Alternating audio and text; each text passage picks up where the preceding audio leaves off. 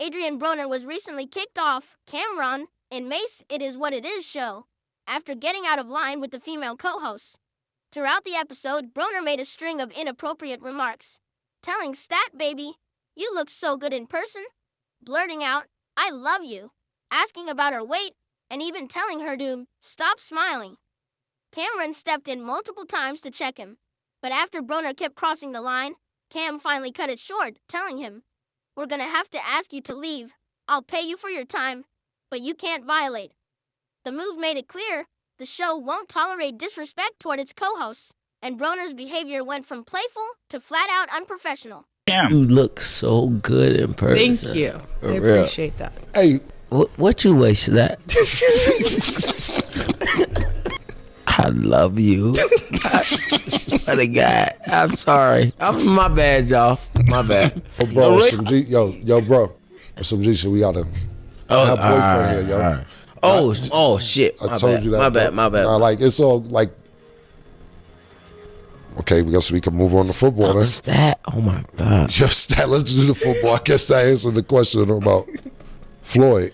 I'm mesmerized by Stat. This nigga here, bro. I did not know you looked that good in person. My bad, bro. You're amazing. All right, hey, we gonna have to ask you to go, my nigga. I have to ask you to go, man. I'm gonna pay you for your time, for being here. I appreciate you. I love you, my nigga. I'm not doing it again. Yeah, no. I can't. I asked you the first time. I don't have no problems with you, but I'm gonna pay you for your time.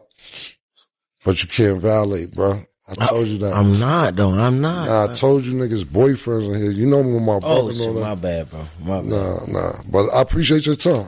It's me. Nah, well, if you want to wait for us outside, you could, but I'm not going to sit and not value your time neither.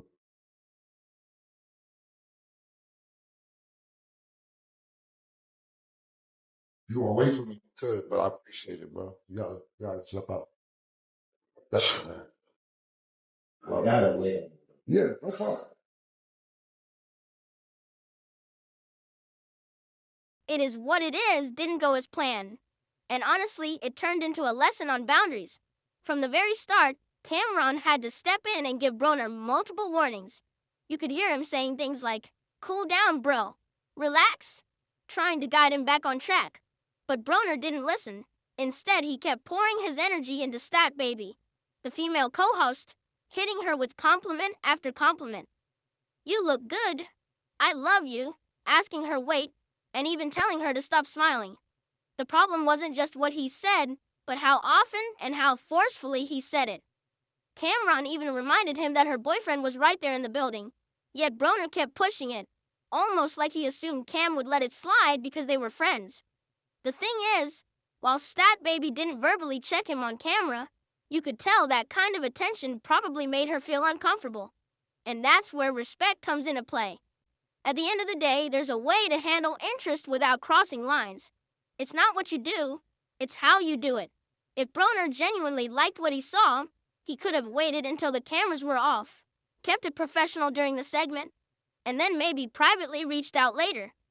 Nobody would have known, not even her boyfriend. Instead, he came across too thirsty, too aggressive, and it overshadowed the whole show. Cameron did what a real leader is supposed to do. He protected his staff, he set a clear boundary, and he still showed grace. Even after kicking Broner off mid-segment, Cam paid him for his time. That was big because it showed he wasn't trying to embarrass him or short him. He just wanted to make sure his team felt safe and respected. That's the lesson here.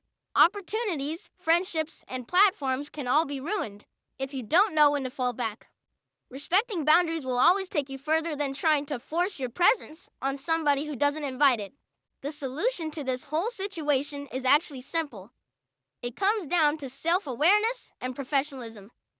Adrien Broner had every opportunity to keep things cool, but he chose not to listen. The first fix would have been to recognize the boundaries right there in the moment. Cameron warned him multiple times, telling him to calm down, to cool off, but Broner ignored it. When somebody gives you that many signals, that's your cue to fall back, not push harder. Another part of the solution is remembering that when you're on camera, the platform comes first. Your job as a guest is to add to the show, not take away from it. If Broner was truly interested in the co-host, there was nothing wrong with that. But the way he went about it was all wrong. Instead of pressing her live on the air, in front of her colleagues and even her boyfriend, he could have waited until the segment was over, kept it professional while the cameras were rolling, and maybe reached out privately later. That way nobody would have felt uncomfortable, and his reputation would still be intact. And that's really the lesson here. It's not always what you do, it's how you do it. A single compliment can come off as flattering, but repeating it over and over turns it into something else.